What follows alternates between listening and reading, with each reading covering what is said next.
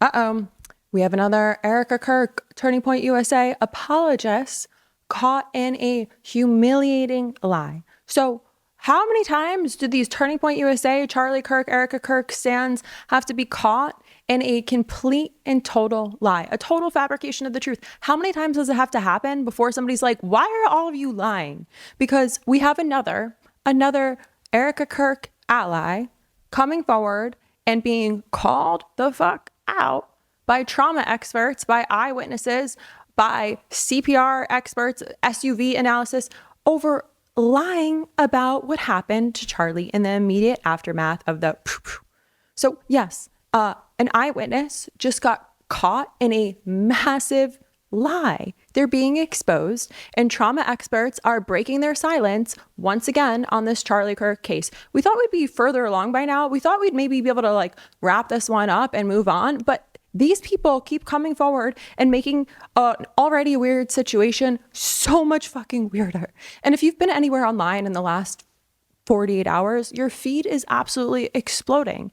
It is a firestorm that only really happens when a carefully constructed narrative starts to shatter in real time. And listen, it doesn't make any sense to me. So let's rewind a second, shall we? There's 10 minutes of pure, absolute freaking chaos. We have 5 men after Charlie's crammed into the back of a speeding SUV. He is breathless, and they are making a desperate 4-something mile race to the nearest hospital. And then for the last 10 months, Frank Turek has made some deeply emotional, tear-filled accounts of the attempts he made to save Charlie Kirk. And everyone kind of just was like, okay, let's just accept that. He's a pastor man. It's gospel as far as we're concerned. And he's been going on like a little bit of an Erica Kirk style whirlwind media tour, trying to make this like a heartbreaking tribute of his role in this tragic story. And he keeps repeating things like about how he was a political martyr and really trying to kind of claim his stake in this story, which is weird enough on its own. But there's just one problem. The internet, we never bought it. And almost immediately as the story aired, skeptics noticed massive, glaring cracks in the official narrative. Digital sleuths, there's a little bit of Candace Owens in all of you, it seems. Bam! Surprise! Surprise, shouty! And medical professionals have ruthlessly picked apart the physics of that cramped out space. They've cross-examined the timeline of the drive, and they pointed out specific details that were simply and also physically and medically impossible. So the internet theories can sometimes just be theories until today, because what happens when we pair all these things together, the actual physics of the speeding SUV and all of the other details combined, completely destroy this grieving mentor story. And the internet, y'all are about to find out, because just hours ago, on July 22nd and July 21st, the landscape shifted entirely. Candace Owens, of course, leaked a series of highly scrutinized, never before seen close-up images of the actual backseat of that exact SUV. So what is sitting on those seats? And more importantly, what is not? And what is forcing millions of people to ask this very dark, uncomfortable question of, are we all being played? Did a grieving mentor deliberately fabricate such an elaborate, impossible story for the cameras just to control his own public image? Or is the truth lurking behind those tinted windows a whole lot messier and potentially a whole lot more damaging than just a simple white lie? We're not going to rely on rumors anymore, because we have real answers and physical evidence. So stick with me. I'm going to show you exactly the deep dive into the CPR forensics and break down exactly what the heck is happening with this new bombshell drop of evidence with the SUV moments. And, speaking of SUV moments, have y'all seen this video?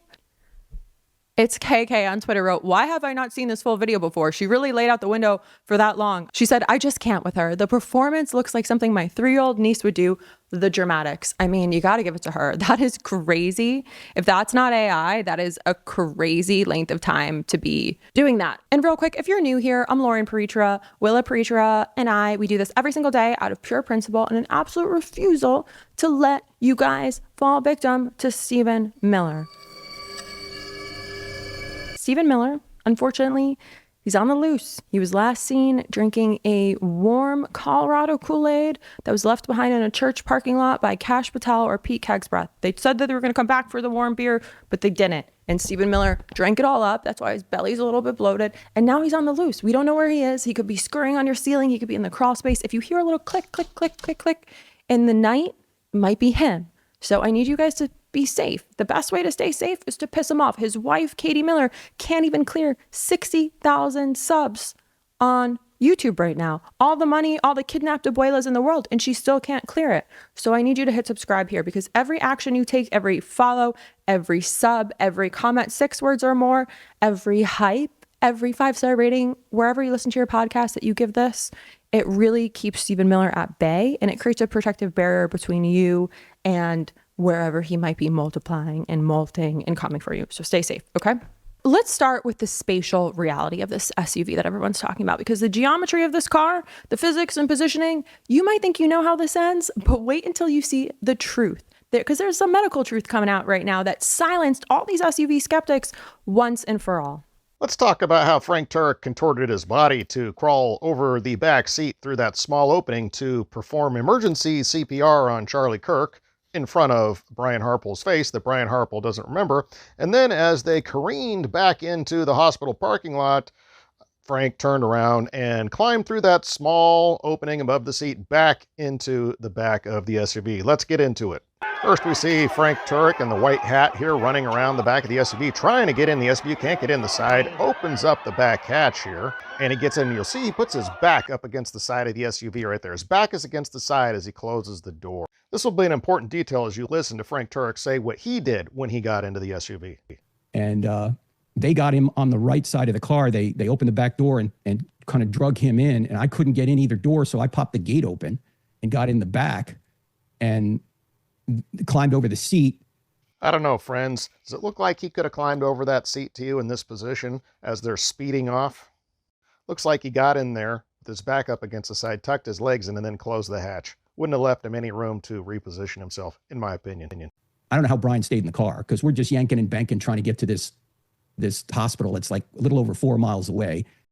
And honestly, to hear Frank say it, with all this yanking and banking and speeding, doesn't sound like it would have been really easy for him to climb over that small opening while they were speeding around anyway. But what about the rest of his story? Does that add up? Let's take a listen.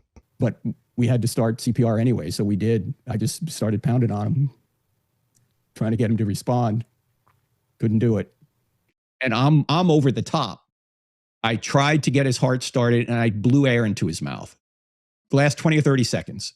Now, we're yanking and banking through the parking lot at that point, or coming into the parking lot. Like, look, is this a hospital? This is, and whether Brian noticed that or not, I don't know. Maybe just forgot about it. Maybe, it was such a short attempt. Got it, Frank. So Frank Turk has contorted himself, climbed over that seat while the SUV is speeding around somehow, and he's gotten on top of Charlie, and he's pounding on Charlie's chest, and he's doing mouth to mouth to Charlie right in front of Brian Harple's face. And somehow Brian Harple just didn't see all this and doesn't remember any of it. I don't know.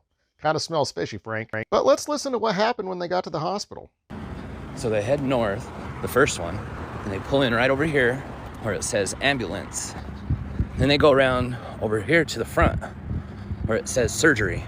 And when they pulled in here, some dude gets out in the back. Some dude's in the back, like of the SUV. He has like a white hat on. And he gets out from the, I don't know what the fuck he's doing in the back.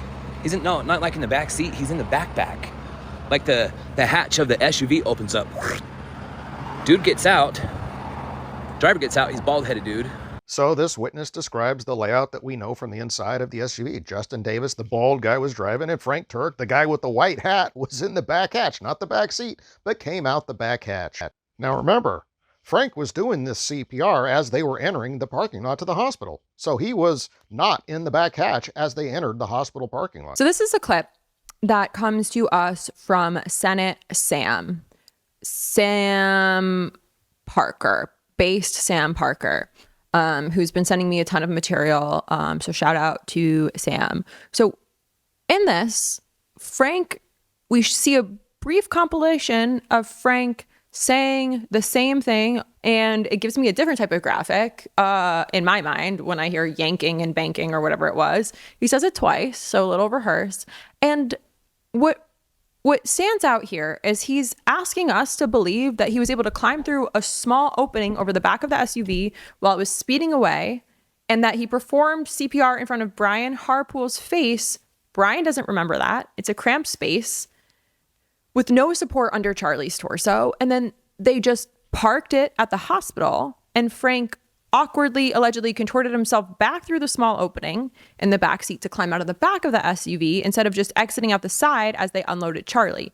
So do you think he's just yanking your chain and banking a payoff? What do you think here? Because you have 5 grown men wedged into a civilian vehicle. Back gate is stuck wide open because of Kirk's height. And Turek describes his position as literally coming over the back seat. And we're seeing visuals here. If you're watching or if you're listening, visuals where it's very narrow. And Senate Sam says, if you've ever taken a basic first aid class, you know the rule number 1 of chest compressions is you need a hard and flat surface. The full leverage of your upper body weight pressed directly down. So try generating the required force of a pump to pump a heart while suspended over a row of seats wedged between 2 other passengers, reaching awkwardly forward. It's not just difficult, but he says it's biomechanically doesn't work. So it feels weird, right? But wait until you see the exact evidence that caused this full meltdown. Speaking of shady motherfuckers, let's look at Bibi Netanyahu. And a quick shout out to Polymarket for backing today's deep dive so we can look at exactly this kind of data. So right now on prediction markets, people are putting their money where their mouth is. And if you look at Polymarket, the world's largest decentralized prediction market, the current projections indicate that Benjamin Netanyahu will not be the next prime minister of Israel. Take a look at the actual market data we've pulled up on the screen right now. The market has spoken, and right now Polymarket gives him a massive 64% chance of losing the next election.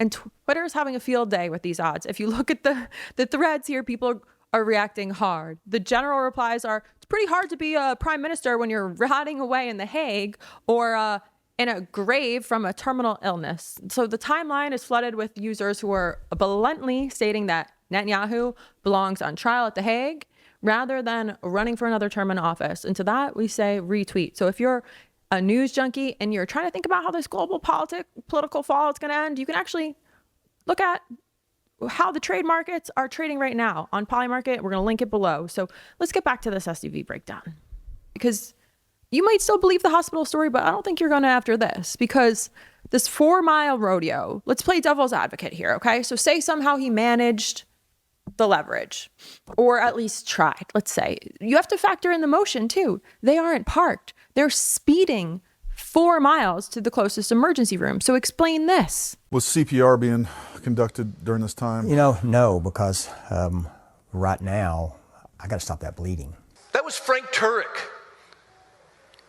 He was covered in blood because he was giving Charlie CPR. He's an apologist for the Christian faith. His children were on the phone when he was videotaping it, and they saw the bullet. His heart's ripped out. Signals, really? We're cutting through intersections, we're just beeping the horn. This is not a emergency vehicle. There's no lights. There's none of this. And I go, we got to start CPR. I need you to absolutely listen to this carefully here. Frank Turek places himself in this Denali. He's looking over, perched over in the back seat. But then how does Brian Harpool not remember this? Maybe they were doing this with the trunk completely open to the street. Even if paramedics had a ton of training, from what I've gathered on this, they would struggle to maintain the proper rhythm, depth, and physical force required for these compressions in the back of a stabilized, custom-built ambulance. And listen, this doesn't necessarily just prove that he wasn't trying, because sure, I'm sure in in a moment like that, you're going to do anything you can, even if it's improper, to just try. You just want to help. But violently bouncing around in the back of a SUV without falling out the back door feels like a stretch. And then Brian Harpool couldn't recall if he even did or didn't do any. Let's talk about this now. Nobody said, hey, fall back. Everybody fell back. They knew. We practiced that and done that, and guys have done that in real life and training, and so we just fell back and did what we were prepared to do. And so prep the vehicle, and then, but here's the hard part for me, and it's like, man, I need to do wound care, or I know what wound care, continuous wound care needs to look like, but at the same time, I've got to get off this X. And that's the standard. Like, that's what we teach. Like, we don't care for people on the X. You got to get them off the X. Everything. I don't know if you guys had assessed. When I was making that video, and again, I said I was speculating. I don't know if you guys had assessed that the scene was safe or what was going on in your head. So I'm literally thinking, and I remember thinking, damn, I'm up here high. Yeah. Like in a stud, but I sat back, and then Rick's there, and then Dan was there, and you can kind of see us all in that same frame, and that's like there'd been the command for that. And then at some point I said, we're exfilling. Yeah. And again, you pull back. I said, this is not the time or place. We're about to get shot again. I don't know what's going on, but again, training, you get off the X, and I just called for exfil. And we're not treating a wound on the X. The medicine's not done there. The medicine's done, when we get off of that. And so there was actually no wound packing that took place there. And people have asked me that, and I'm like, man, I don't remember. You're just in automation, right? Yeah. I know that everything. I know that I don't remember opening my kit when I got in the car. I remember it was all like, so when date and time or time second stamp.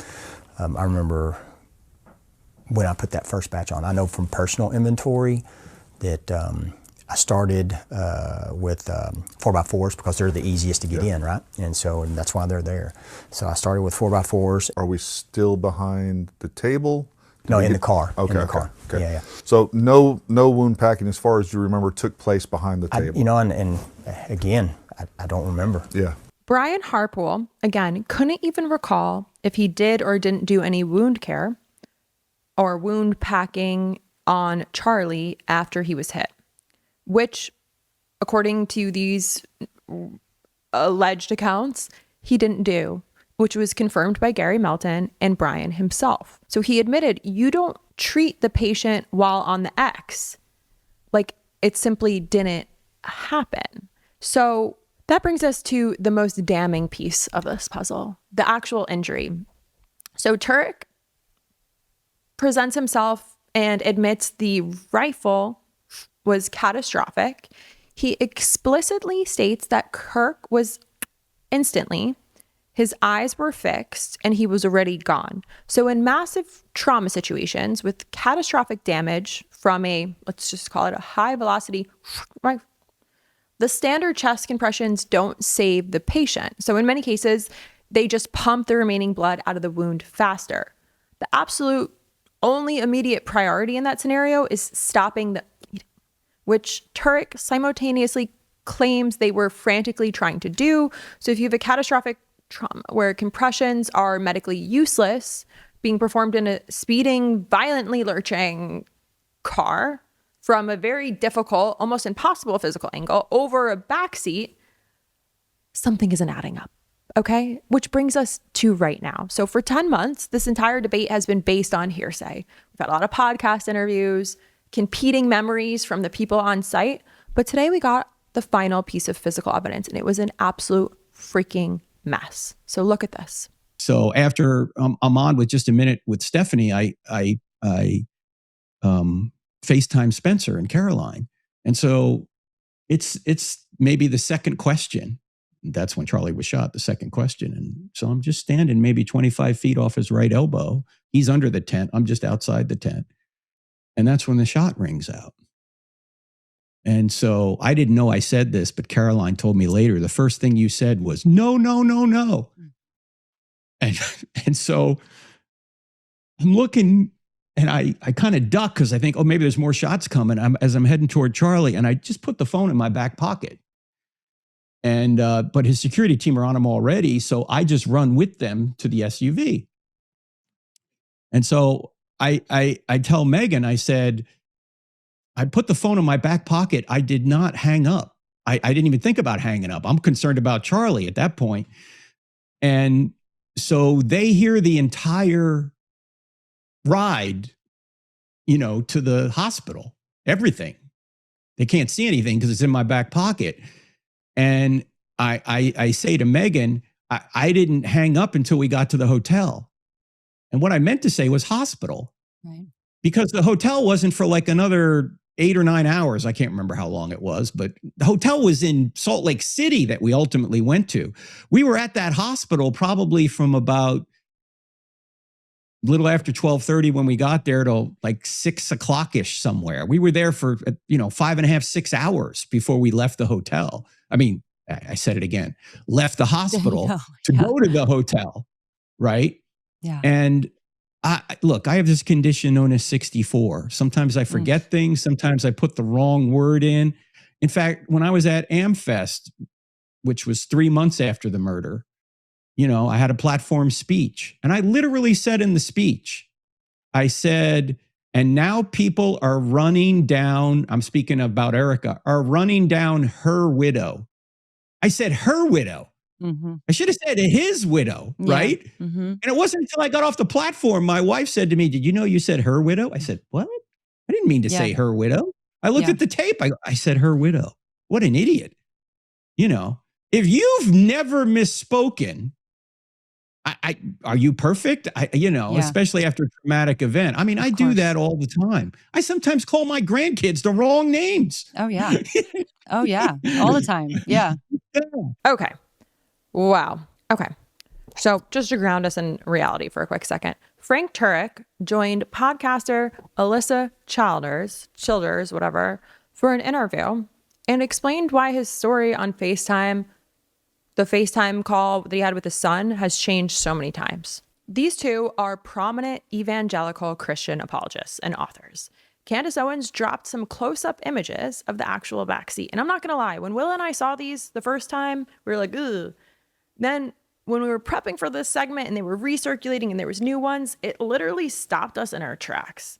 The entire focus is on completely unidentifiable, irregular, a mass left on the seat. And when you look closely, it's hard to look at. You see these blackened edges. We're not going to put the picture up because we're constantly getting demonetized for things that other people aren't. So just bear with us. Yellowish patches, kind of like a metallic glint, and then heavily bloodied glass shattered over this like discarded piece of, looks like maybe black nitrate gloves, heavy blood smears. It looks straight out of a horror movie. I don't like looking at it. And right now, the internet's losing their mind. All of us here on the internet are losing our mind trying to figure out what this is, because these two theories couldn't be further apart. You have Owens and her camp saying, look at that, the blackened edges, all of that, that's a melted shirt or burnt flesh. And then that blows off the lid off this whole thing. And then it raises terrifying questions about like what actually went down, because burnt in metal doesn't line up with the story of this distant and smooth evacuation. Then on the flip side, you have medical and tactical defenders screaming at everyone, go touch some grass, but they are adamant that you're just looking at a blood-soaked gauze, that heavy-duty medical packaging used to stop an artery from bleeding. And sure, that would line up with this frantic attempt to, plug a catastrophic neck wound. But the craziest part to me is that there's no official forensic evidence. Why don't we have just a basic police report? Not that we trust those guys much, explaining this by now. We have this horrific crime scene. We have a photo tearing up X, Twitter, and a security team fighting multi-million-dollar defamation lawsuits. And then we have Frank Turek being like, I'm 64, I forget my own name sometimes, trying to make his own physics add up on this grifter ass podcast. And it's been 10 months. We shouldn't still be guessing. And you're here probably because this is neutral territory. I don't even like Charlie Kirk. I'm just committed to justice here because something doesn't fucking add up. And we don't just have a bloody backseat. There's a story that is getting darker by the minute with this cast of characters at the center of it all. It's always these Christianity types, these evangelical types. So I want to know what you think. Do you think that something's not adding up here? Why do you think Frank is lying? I want to hear from you in the comments what you think about all of it.